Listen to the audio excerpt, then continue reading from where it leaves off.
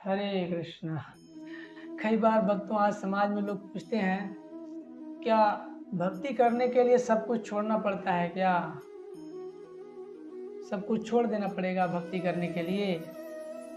तो उनके लिए भगवान यहाँ बता रहे हैं कि भगवत गीता अध्याय 3 श्लोक संख्या 34 में भगवान बताते हैं, इंद्रियस्यार्थे राग द्वेषौ व्यवस्थितौ तयो नावशम गच्छेत तौ ही अस्य परिपंथिनो। हे अर्जुन, प्रत्येक इंद्रिय तथा उसके विषय संबंधित राग द्वेष को व्यवस्थित करने के नियम होते हैं। मनुष्य को ऐसे राग तथा द्वेष से वशीभूत नहीं होना चाहिए, क्योंकि ये आत्म साक्षात्कार के मार्ग में अवरोधक है। हमारा मनुष्य जीवन मिला है आत्म साक्षात्कार के लिए, भगवान और हमारे बीच के संबंध को समझने के लिए।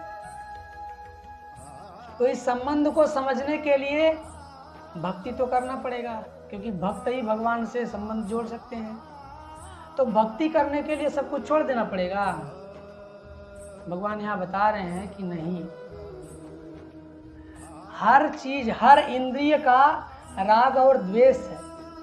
प्रत्येक इंद्रिय का अपना अपना आकर्षण है। आंख चाहती है गलत दृश्य देखना, कान चाहता है दुनिया भर के संगीत सुनना, मुंह चाहता है बड़बड़ बड़बड़ बोलना, है ना, नाक अच्छे से अच्छा सुगंध चाहती है, त्वचा अच्छा स्पर्श चाहती है ना, ये पैर कहीं और जाकर डिस्को डांस में चलना चाहता है ना, शरीर आलिंगन चाहता है, अच्छे से अच्छा स्पर्श आलिंगन चाहता है।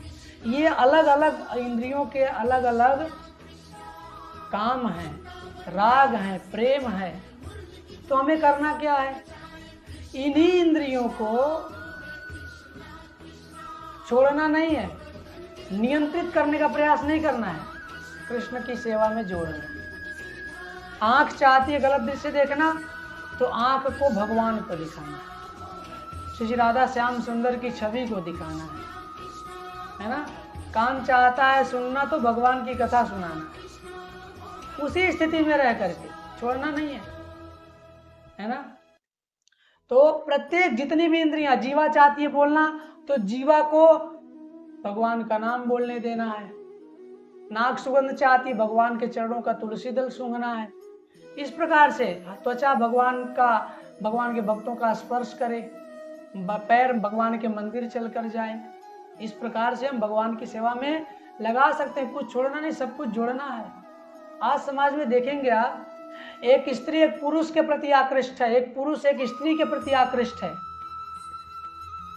ये शास्त्र में हमें बताया गया है कि अपनी पत्नी को छोड़कर किसी पराई स्त्री को मां समझना है। अगर आपका इंद्रिय भोग करने का मन कर रहा है, यौन सुख चाहते हैं, आप विवाह यज्ञ संपन्न करिए। हमारे कर्मकांड विभाग में विवाह यज्ञ बताया गया। विवाह एक यज्ञ है। आज तो विवाह नमूना बन गया है ना, कुछ भी हो गया है, लोग क्या क्या कर रहे हैं विवाह के नाम पर, लेकिन विवाह एक यज्ञ है। विवाह यज्ञ संपन्न करके आप पति पत्नी एक साथ रह सकते हैं, कोई दिक्कत नहीं है। लेकिन अपनी पत्नी को छोड़कर किसी अन्य स्त्री के प्रति भोग की कामना नहीं करनी, वो हमारी माता के समान है। सेम ऐसे ही एक स्त्री के लिए उसका पति छोड़कर बाकी सारे पुरुष उसके पिता के समान है, पिता के समान दर्जा देना है। आज समाज में जो कुछ चल रहा है ना, वो सब सही नहीं है।